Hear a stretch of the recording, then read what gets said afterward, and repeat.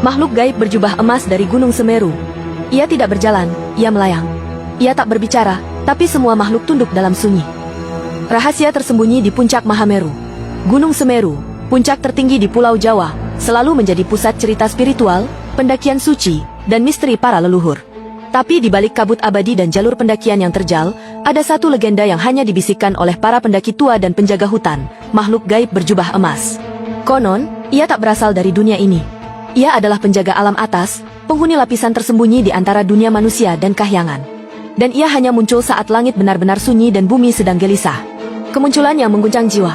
Pendaki yang pernah melihatnya menggambarkan makhluk ini sebagai sosok tinggi menjulang, berwajah bersinar dan berjubah emas yang menyala meski tak tersentuh cahaya. Ia tak menjejak tanah, tubuhnya melayang setinggi pohon cemara. Matanya tak terlihat, namun siapapun yang menatap arah wajahnya akan terdiam dan merinding tanpa sebab. Saat ia muncul, burung-burung membisu, daun berhenti bergerak, dan udara terasa berat, seakan waktu sendiri pun berhenti. Diyakini sebagai penjaga gerbang langit. Beberapa kepercayaan kuno menyebut makhluk ini sebagai Sang Resi Bayu Wilwatikta, utusan dari kerajaan gaib yang menjaga batas antara manusia dan alam para dewa. Ia adalah pelindung keseimbangan antara dunia nyata dan gaib. Penguji hati bagi mereka yang datang dengan niat serakah.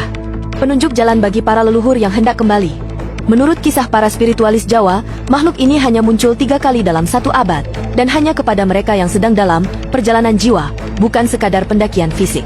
Pertemuan mistis di puncak.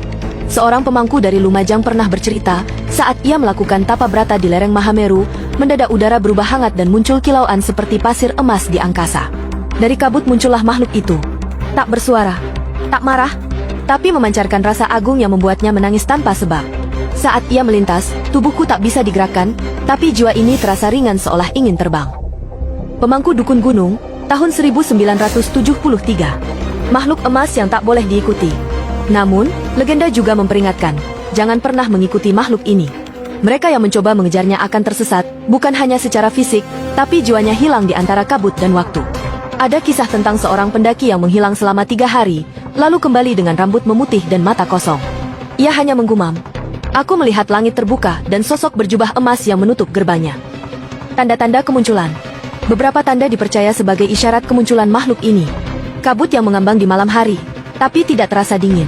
Bau dupa atau kemenyan meski tak ada orang membakar. Suara langkah samar, diikuti kilatan emas di kejauhan. Mimpi tentang tangga menuju langit atau jembatan dari cahaya. Jika kau mengalami itu saat di Semeru, berdoalah. Jangan menantang, jangan menatap. Hanya mereka yang hatinya bersih akan selamat dari pancaran makhluk itu. Penutup, penjaga antara dunia. Makhluk gaib berjubah emas bukan sekadar legenda, melainkan simbol dari kekuatan alam yang menjaga batas antara dunia manusia dan dunia gaib. Ia adalah ujian bagi kesombongan dan cahaya bagi jiwa yang mencari pencerahan sejati. Dan saat malam sunyi menyelimuti puncak Semeru, mungkin, hanya mungkin, ia sedang melayang di antara awan, mengamati dunia dari balik tabir emas.